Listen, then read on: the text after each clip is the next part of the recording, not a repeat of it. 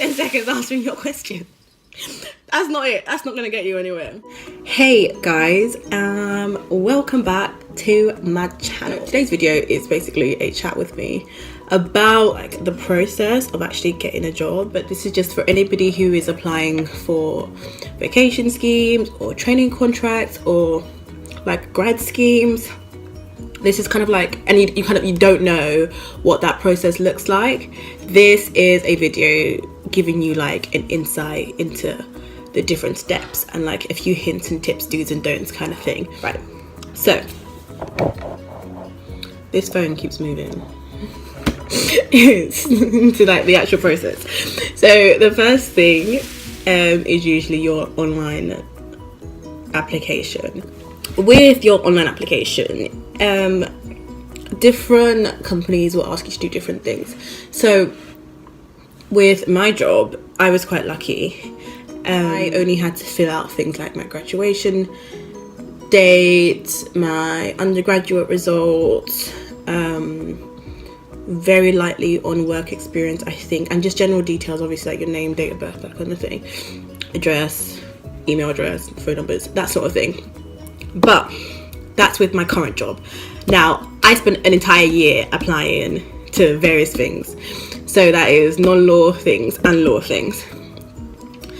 So certain applications will ask you a set of questions that you have to answer. So it's usually like 250 words on the firm and a commercial story and things like that. So for those types of questions, you've really got to break it down. So usually when it asks you for the firm, you need to go and do research around the website of that company that you're applying for, but also like other like internet sources. So what you usually find is that companies will only ever put like the nice things on their website, but it's also important for you to know the not nice things that are happening with them. And for that, the Financial Times, BBC News, The Economist, those are usually like the best places to go for that information. So that's usually what like your extensive online application looks like. Sometimes you will get asked to put in a cover letter. I have done this a couple of times. I hate it. Like, I actually hate cover letters. And I know some big law firms in London still do cover letters. Not a lot, but a few. And some non-law companies as well will also ask for cover letters. I've never had to write a non-law. Oh, no, I have. I have written a couple of non-law cover letters. I found these quite difficult because I did my undergraduate in law. So having to kind of change that mode of practice and apply it to a non-law job in the form of a cover letter was quite difficult for me, because I found that there wasn't a lot of like applicable things that I could personally write about. But it is possible to do it. Obviously, people get like non-law careers via cover letters after doing a law degree all the time. So for cover letters, I feel like I should have structured this video better. For cover letters, it is important that you have a decent structure.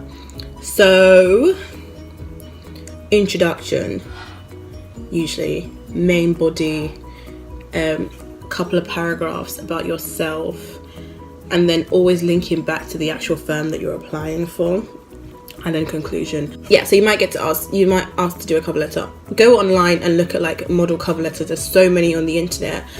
Such good models, things like the Tab Graduate Jobs, I think that's the website, Legal Cheek, all of those websites, Graduate Chambers Students, all of these websites are amazing and will give you like really good tips and like what each different company that you're applying for, application process looks like, and how to kind of structure their application, because each firm that you apply for will be looking for different things, so you have to know what to put in there and what not to put in there. As a general rule of thumb, cover letters are not usually more than an A4 page long. Yeah, so keep it short and sweet, very concise, no waffling and that sort of thing, and that kind of goes to your general application as well. So you got to keep that nice and short and sweet, and don't waffle like I'm doing in this video. So after like the online initial application stage is usually, depending on if you're applying for law or non-law. So for non-law, you usually get something called a situational judgment test. And for this, it's usually a video of a situation that you might get at work and then how you would respond to this.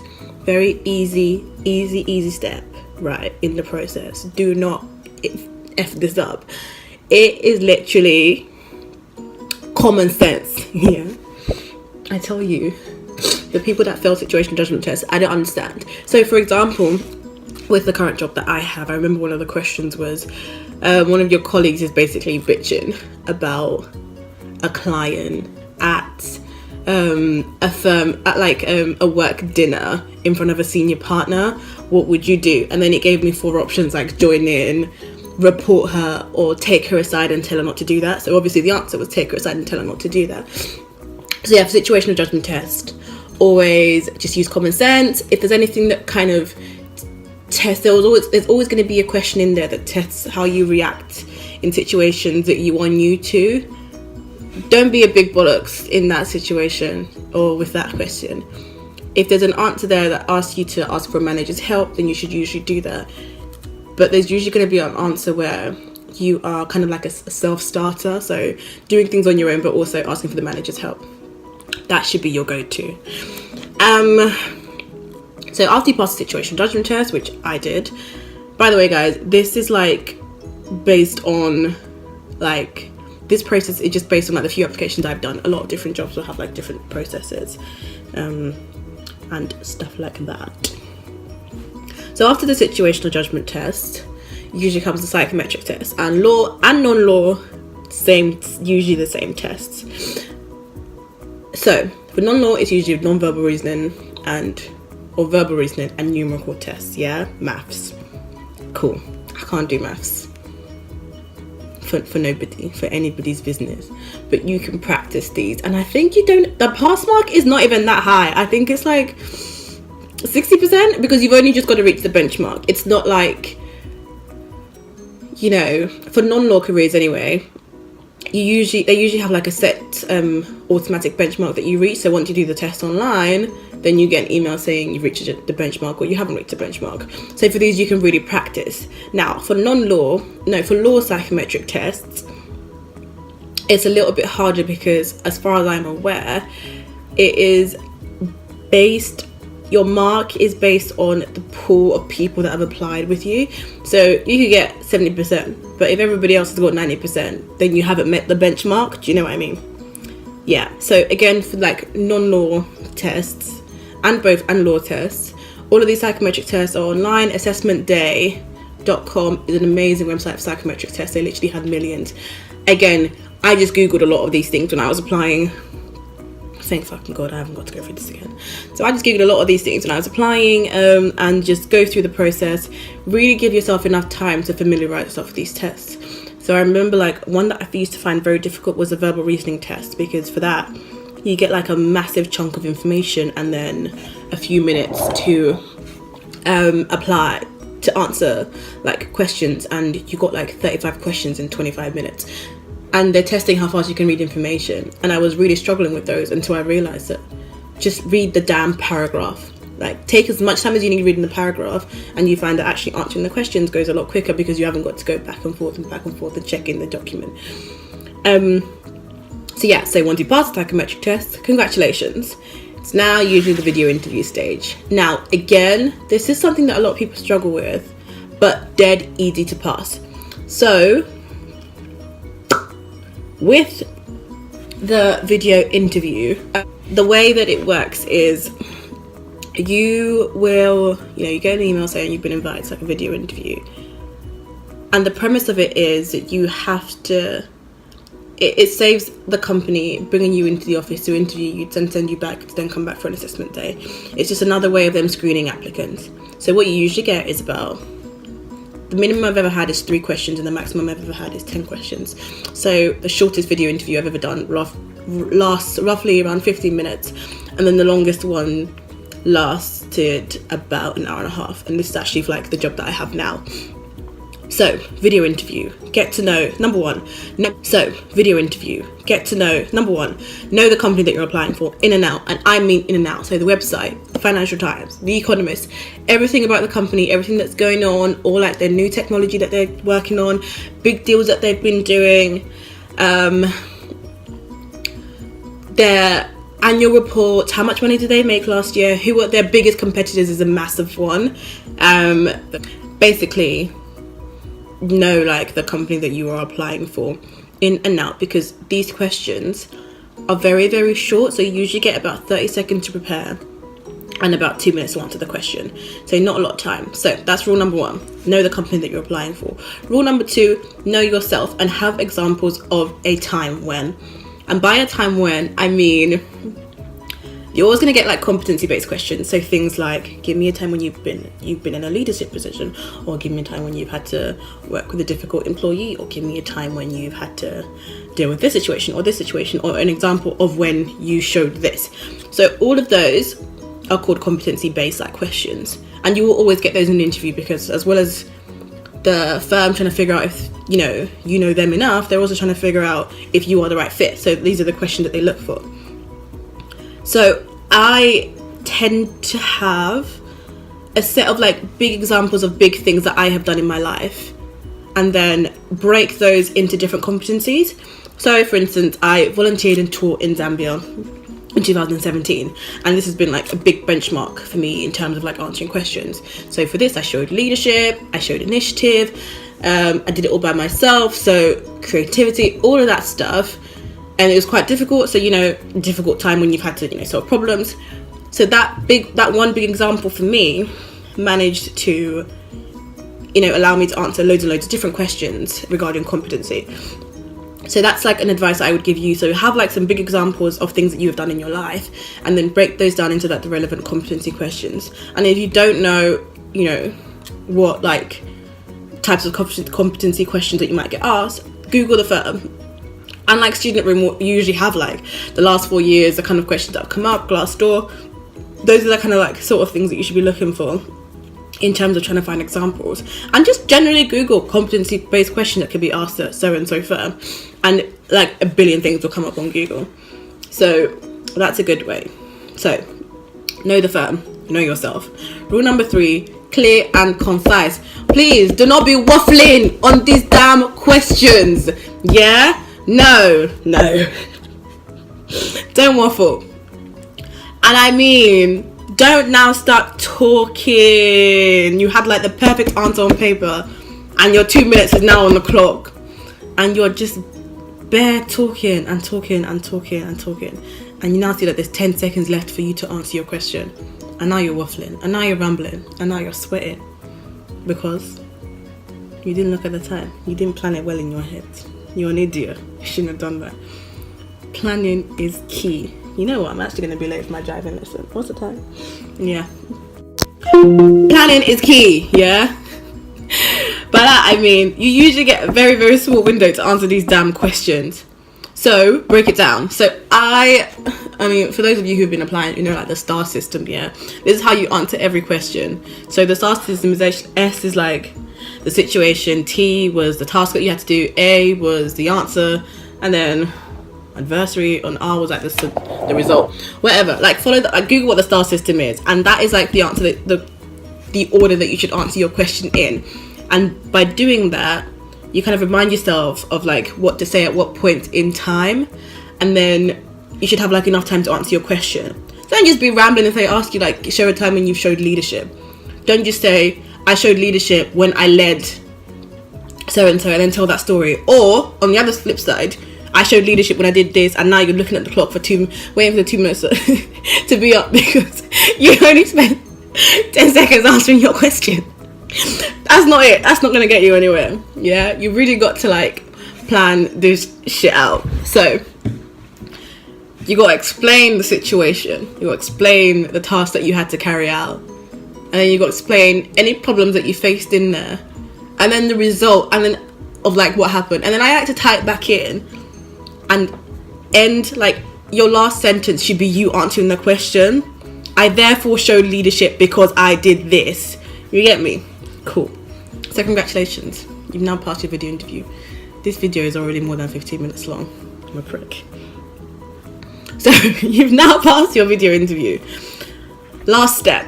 It's long, getting these jobs. It's a joke, yeah. So last step is the assessment center. I think it's only like 10% of people that make it through the assessment center. So when I applied, when I went to my assessment center for my black scheme last year, 2018, I had a VAT scheme, a law firm in Bristol called Burgess Salmon, and they usually had like, I think it's like 2,000 applicants, and only 64 people made it to the assessment centre. So, you know, it's cutting it down. And then from the assessment centre, they only had 30 spaces for the VAT scheme. Yeah, it's hard, like, it's competitive, it's hard, but you lot know this. So you've made it through to the assessment centre. Now, the assessment centre is hell. I've only ever done 2 assessment centres in my life. I've passed both of them. So one was for the VAT scheme last year, and then one was a few weeks ago. What month are we now? February. Middle of January, I did my assessment centre to get my job. Yeah, I'm new at this too, guys, don't worry. They're hard. Don't be a prick at the assessment centre. You are now in the office. It's the last stretch. All you got to do is wow, you know. The tip is, don't get noticed for all the wrong things. Don't be quiet, because what are you doing? But then don't be that person that wants to be doing oga, big chest, let me lead everybody. You're not Moses. Nobody wants that. Nobody needs that.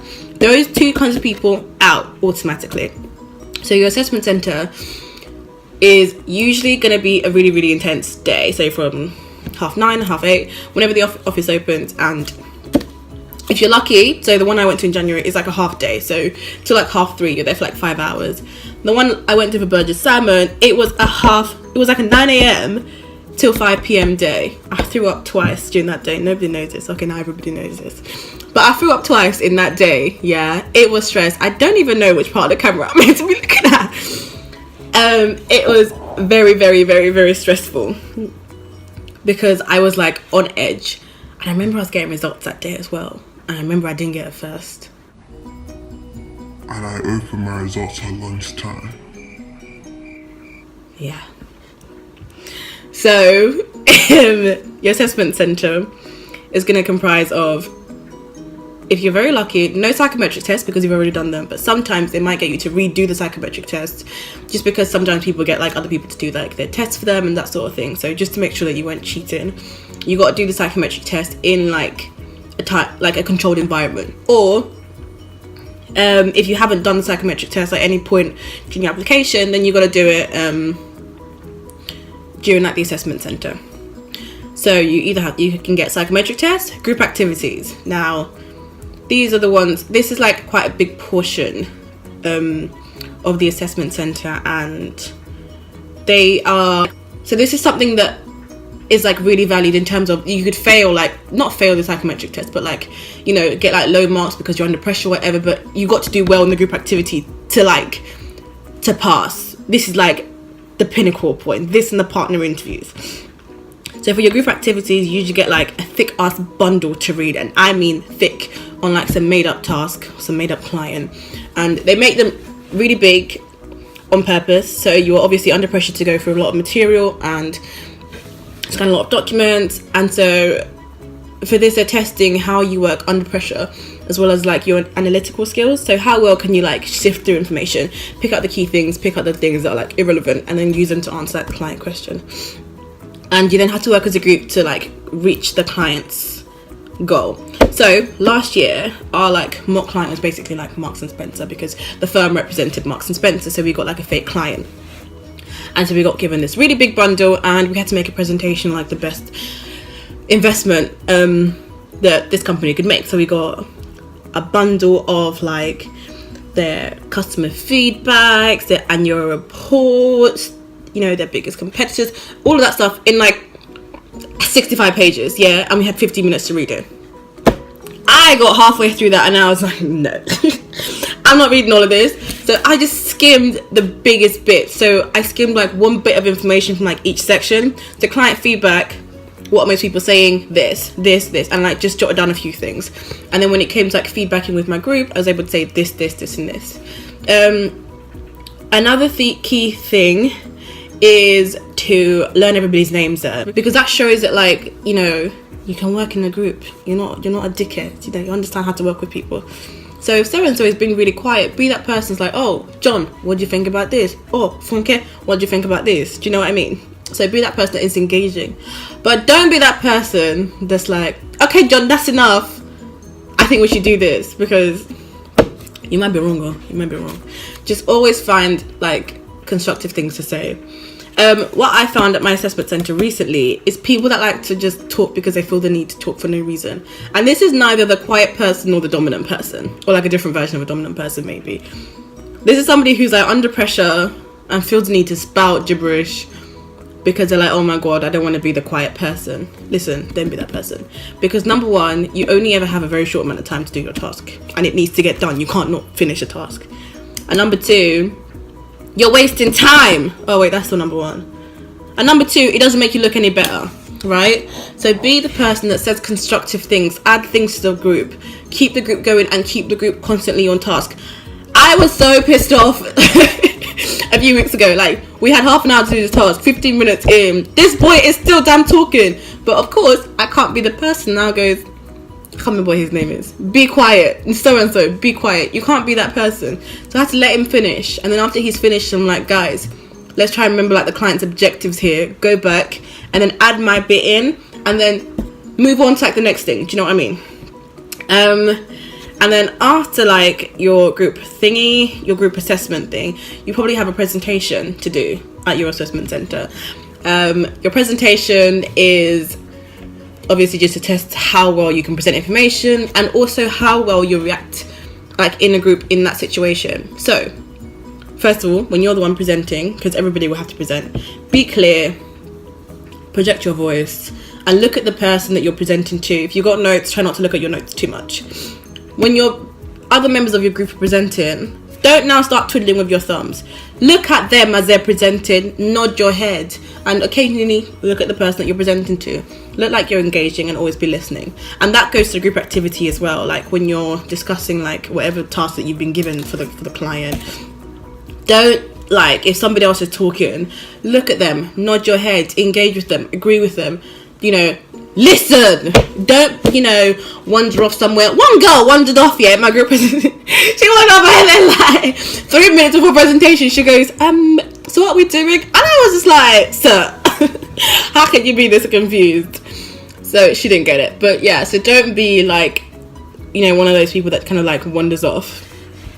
What else happens at the like assessment center? So you've got your group presentations, you've got your psychometric test, you've got your group activity, and then after that, usually like get lunch at some point, which is quite nice. You can like de-stress. I threw up, and then I also had a written task to do. So actually, I had a written task to do for both my assessment centers.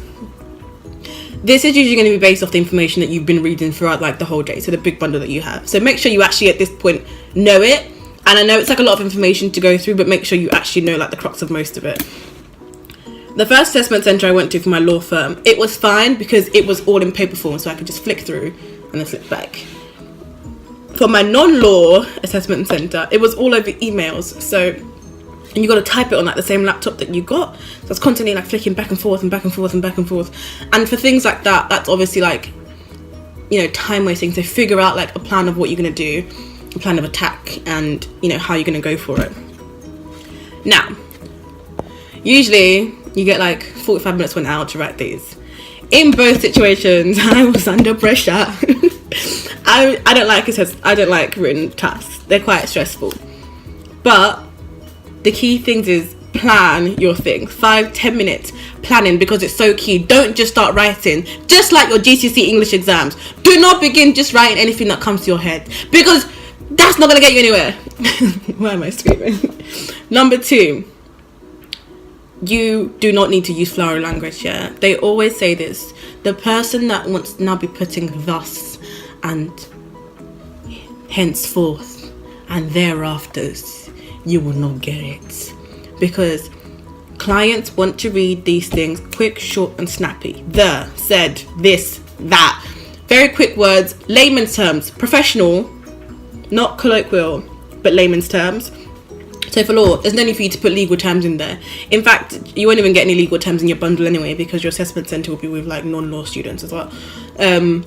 But for even like non-law careers, so like assessment centres, economic terms in there, no need. There's no need to put that, because the client, you know, in real life won't know what that means. So all you're gonna get is a back and forth email of what does this mean in this in this email that you've sent me. What does this mean? What does this mean? So it's unnecessary. So when you give your advice to the client, because it will always be like written advice or like a written task a partner has asked you to do not put like terms in there that don't need to go in there. Keep it very, very straightforward, very, very simple, plain English, but keep it professional. So don't write do not. That, like, learn that distinction. Bullet point full sentences is how I would like structure it. So for my law assessment center, it was, write an email to the client, summarizing like the investment that you want them to go forth and like pursue and like your reasons why. So usually they'll actually give you like a checklist of all the things that you need to do them. Don't like skip things. Don't like pick and choose what to do everything that's on the checklist, and always have an introduction and most importantly a conclusion and all like the appropriate headings and stuff. So if it's an email to a client, dear so and so, write your things, introduction, answer the questions that you've been given, conclusion. If you don't write a conclusion, just know that you haven't got like the place, because that is how you show that you've completed the task. You've summarized everything and you've done everything accordingly. You could mess some things here and there during like your advice, but if you do not have a conclusion, or you're in the bin, unless everything else that you did during the day was stellar. But that is really, really important, because more often than not, other than working in a group activity, communicating with clients is via email, and this is like the only way that they can examine you on how well you'd be able to do that in real life in like a short time situation. I'm actually hella enjoying like making this video. So that is how like you would do your written task. Well, half an hour video, yeah.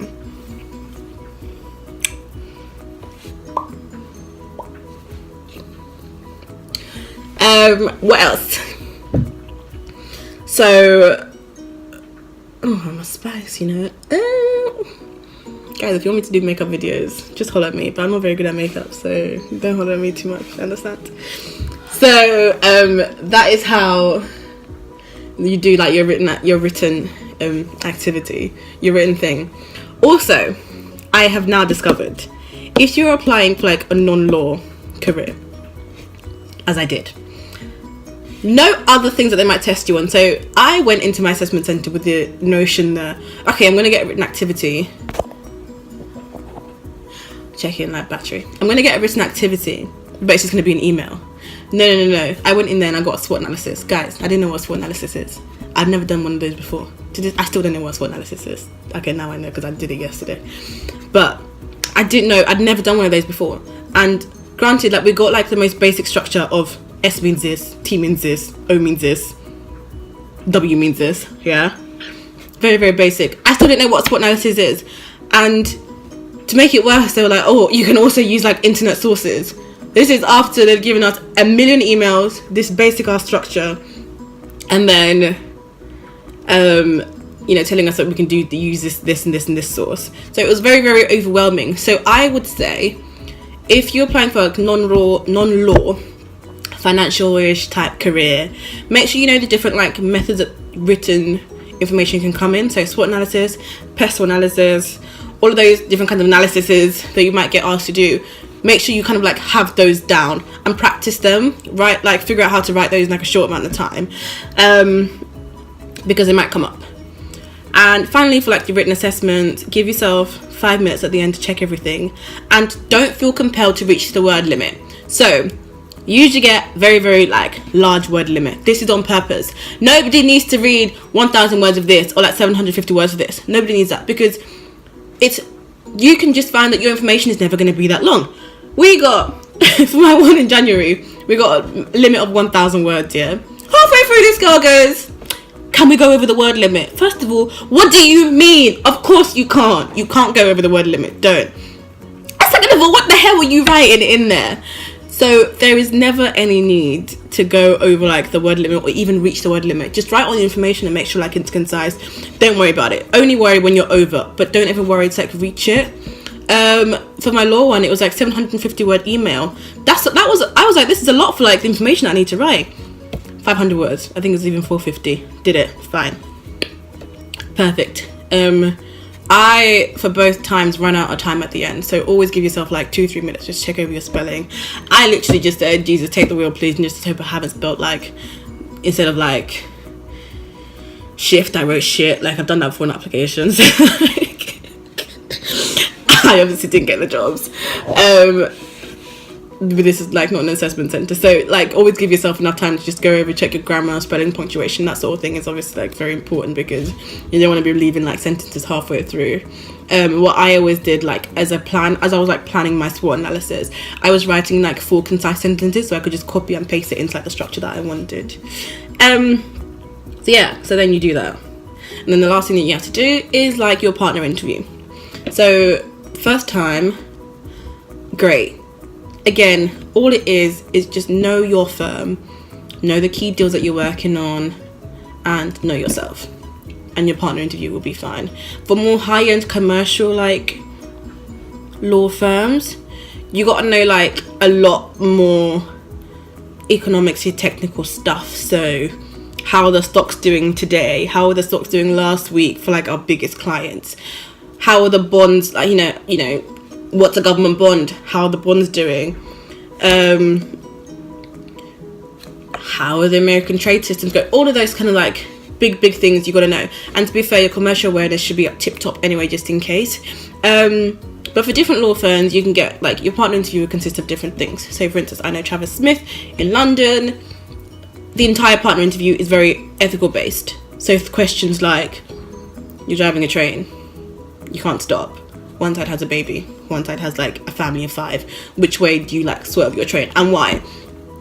And like no psychometric tests there, and no like commercial awareness questions there either. And for Burgess Salmon, it was basically like a conversation about me, and very, very tiny like commercial awareness questions about the firm.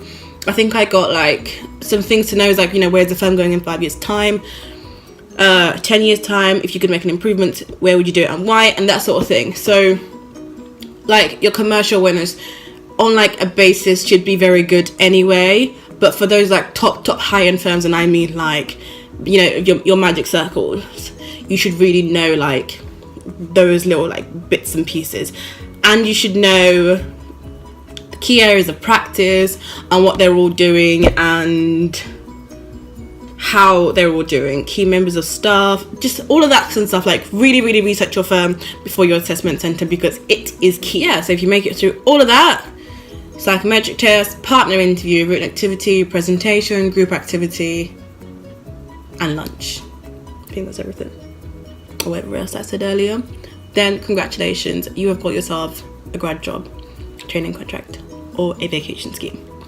And that is pretty much it. The whole thing is stress. Don't bog yourself down over this. To be honest, I think the most important thing is your initial application. If that is stellar, then everything else is just showing who you are. Common sense, please, oh yeah, common sense. And just like really good, just be like a really good applicant. So nobody should really like be failing when it comes to like the face-to-face thing, because that's when you can really show who you are. But up to that point, it is very much playing the game. So put as many applications through as you can, but not too many to the point where like the quality is crap. Do you know what I mean? What else? But yeah, that is it. So that is pretty much the process of all of these like grad job situations and training contract vacation scheme thingies. Another video coming soon once I figure out what I want to talk about, but I wanted to do this one for a while now. But yeah, so that is pretty much it from me. I'm now gonna go do some reading because I haven't finished my reading for this week, and my driving instructor's gonna be here in a bit. What I meant to say here was like, share and subscribe.